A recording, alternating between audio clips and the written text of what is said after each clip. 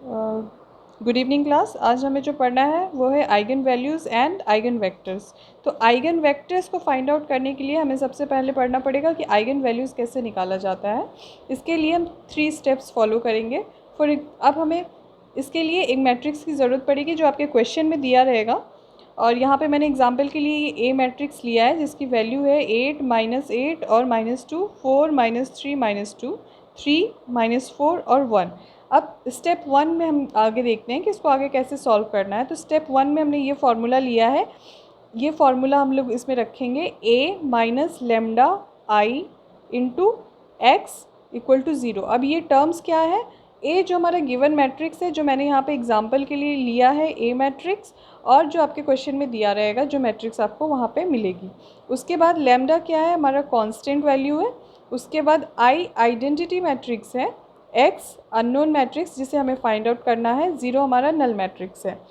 ये जब हम इसमें अपनी वैल्यू सब्स्टिट्यूट करेंगे तो वो कुछ ऐसा दिखेगा। ये जो हमने एग्जांपल लिया था a मैट्रिक्स, ये हमारा a है। उसके बाद लेमडा जो है वो कांस्टेंट है। ये आइडेंटिटी मैट्रिक्स है जिसमें डायगोनल्स यूनिटी होती हैं। उसके बाद ये हमारा अननोन मैट्रिक्स है x1 x2 x3 equal to null matrix. अब सेकेंड स्टेप में हम लोग आते हैं। सेकेंड स्टेप में हमें क्या करना है? हमने जो ये फार्मूला लिया था उसमें सिर्फ इस पोर्शन को, यानी कि a माइनस लेमडा आई का हमें डिटर्मिनेंट सॉल्व करना है।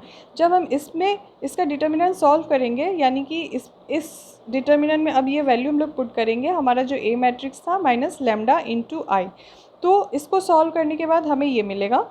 क्योंकि यहाँ पे लेमडा जो है वो डायगोनली मल्टीप्लाई हो रहा है, उसके बाद हमें इसका सब्ट्रैक्शन करना है। तो डायगोनली हमारे इस जो मैट्रिक्स था ए मैट्रिक्स, उसमें हमें चेंज देखने को मिलेगा, बाकी एज इट इज़ ही रहेगा। अकॉर्डिंग टू साइन हम लोग इसको मॉडिफाई कर लेंगे। उसके बाद क्या है, जब हम इसको सॉल्व करेंगे तो हमारे पास ये वैल्यू रहेगी 8 माइनस लेमडा। 8 माइनस लेमडा क्योंकि लेमडा यहाँ पे 1 से यहाँ पे मल्टीप्लाई हुआ है, -8 जो एज इट इज़ रहेगा क्योंकि -8 -0 -8 ही रहेगा। नेक्स्ट -2 क्योंकि -2 -0 -2 ही वैल्यू देगा। उसी तरीके से 4 -3 माइनस लेमडा क्योंकि लेमडा यहाँ पे हमारा डायगोनल के साथ मल्टीप्लाई हो रहा है, और इसको जब हम लोग सॉल्व करेंगे तो -3 माइनस लेमडा वैल्यू हमारे पास आएगी, एंड अगेन -2। उसी तरीके से 3 -4 और 1 माइनस लेमडा इक्वल टू हमारा 0।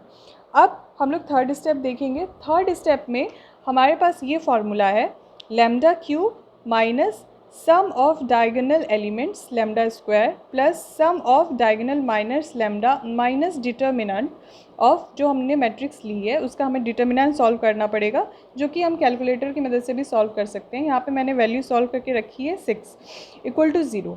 अब ये सम ऑफ डायगोनल एलिमेंट्स क्या है? जो हमने ए मैट्रिक्स लिया था यहाँ पे, जो हमारा ए मैट्रिक्स है यहाँ इसका हमें डायगोनल एलिमेंट्स का सम लेना है, जो कि 8 -3 + 1 कितना हो जाएगा? 9 - 3 = 6। तो यहाँ पे वैल्यू जो हमें मिली है वो क्या है? 6। तो हम यहाँ पे सब्सटीट्यूट कर देंगे lambda cube minus 6 lambda square. अच्छा, इसके बाद हमारे पास एक टर्म आया है sum of diagonal minors. Diagonal minus किस तरीके से निकालना है? क्योंकि हमें डायगोनल का निकालना है, तो आइए देखें डायगोनल माइनस कैसे निकालते हैं। फॉर एग्जाम्पल, हमें अगर 8 का निकालना है तो ये रो और ये कॉलम हमें हटा के जो भी हमारे पास एलिमेंट्स मिलेंगे उसका हम डिटर्मिनेंट ले लेंगे, जो कि हमने यहाँ पे लिया है -3 -2 -4 और 1। क्योंकि जब हम इस रो और कॉलम को हटा देंगे, इसको और इसको, तो हमारे पास क्या मिलेगा? -3 -2 -4 -1। इसका डिटर्मिनेंट लिया है और इसको सॉल्व किया है, जिसकी वैल्यू आई है हमारे पास -11। उसी तरीके से डायगोनल -3 का लेना है, तो ये इसको हटा देंगे और इसको हटा देंगे, और उसके बाद जो हमारे पास वैल्यू आएगी क्या? 8 -2 3 और 1। तो 8 -2 3 और 1, इसकी वैल्यू हमें डिटर्मिनेंट सॉल्व करके निकालनी है, जो कि 14 आ रही है। उसी तरीके से हमें 1 का लेना है, तो इसके लिए इसको और इसको हटा के हमारे पास जो आ रही है, यानी कि 8 -8 4 और -3, 8 -8 4 और -3 इक्वल टू 8, इसका डिटर्मिनेंट जो कि हमारी वैल्यू दे रही है 8। अब इसका क्या लेना था हमें? इसका लेना था हमें सम ऑफ डायगोनल माइनस, जो हमारे पास क्या हो जाएगा? 11 -11 14 और 8, जो कि हम इसको जब सॉल्व करेंगे तो हमारे पास वैल्यू आएगी 11, जो जिसे हम उठा के यहाँ रख देंगे, जो हमारे पास आ रही है lambda cube minus 6 lambda square plus 11 minus इस डिटर्मिनेंट की वैल्यू, जो कि हमारे कैलकुलेटर सॉल्व करने के बाद 6 आई थी।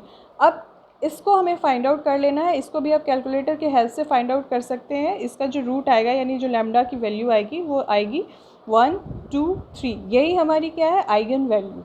ये जो हमें मिली है लैम्डा, उसकी जो वैल्यूज़ मिली है इसी को हम लोग क्या बोलेंगे, आइगन वैल्यूज़। अब आइगन वैल्यूज़ के बाद हमें निकालना है आइगन वेक्टर। आइगन वेक्टर के लिए आइगन वैल्यूज़ के सब्स्टिट्यूशन की ज़रूरत पड़ती है, इसलिए हमें पहले आइगन वैल्यूज़ को फाइंड आउट करना ज़रूरी रहता है। अब जो हमारे पास मैट्रिक्स आई थी ये वाली, after solving this, after solving a minus lambda I, वो हमारे पास ये थी। तो इसको दिस इनटू हमारा जो अननोन मैट्रिक्स था इक्वल टू 0, इसको अब हमें सॉल्व करना है। तो हम इसमें वैल्यू जब पुट करेंगे तो हमारे पास ये इक्वेशन बन के आ जाएगी।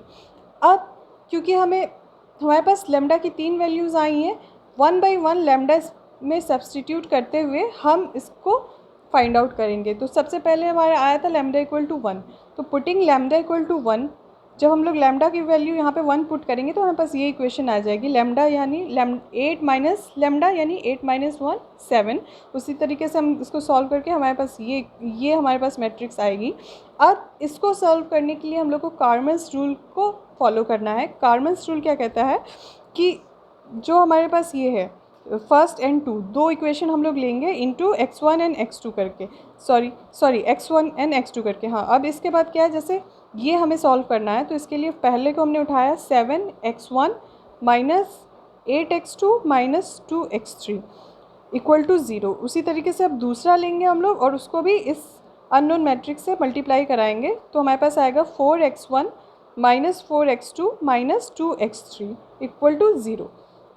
ये हमारे पास दो इक्वेशन आ गई। अब इसको कैसे सॉल्व करना है, तो हमें क्या करना है कि साइन को ध्यान में रखते हुए जो हम लोग सॉल्व कर रहे हैं, फॉर एग्जांपल यहाँ पे साइन को ध्यान में रखते हुए पहले क्या ले लेंगे, x1 equal to minus x2 equal to x3, sign को ध्यान में रखते हुए। अब हमारे पास निकालना है फर्स्ट डिटर्मिनेंट फर्स्ट के लिए x1 के लिए, तो x1 की जितनी वो होती है उसको हटा करके हमारे पास जो वैल्यू आएगी -8 -2 -4 और -2, -8 -2 -4 और -2, इसका डिटर्मिनेंट ले लेंगे डिवाइड में, अपॉन में, x1 के अपॉन में, इक्वल टू। अब हमारे पास क्या करना है, x2 की वैल्यू के लिए हमें चाहिए, तो x2 के कंपोनेंट्स को हटा देने के बाद, x2 के कंपोनेंट्स को हटाने के बाद हमारे पास जो वैल्यू आएगी 7 -2 4 और -2, उसको हमें यहाँ पे ले लेना है। उसी तरीके से x3 के लिए भी ले लेना है। अब इस डिटर्मिनेंट को सॉल्व करने के बाद हमारे पास ये वैल्यू आएगी x1/8 x2/6, यहाँ पे माइनस माइनस कैंसिल हो जाएगा। इसको सॉल्व करने के बाद ये -6 आएगा और ये माइनस माइनस कैंसिल हो जाएगा। उसके बाद इक्वल टू x3/4। अब ये हमारे पास जो वैल्यू आई है ये x1 x2 और x3 की वैल्यू हो जाएगी।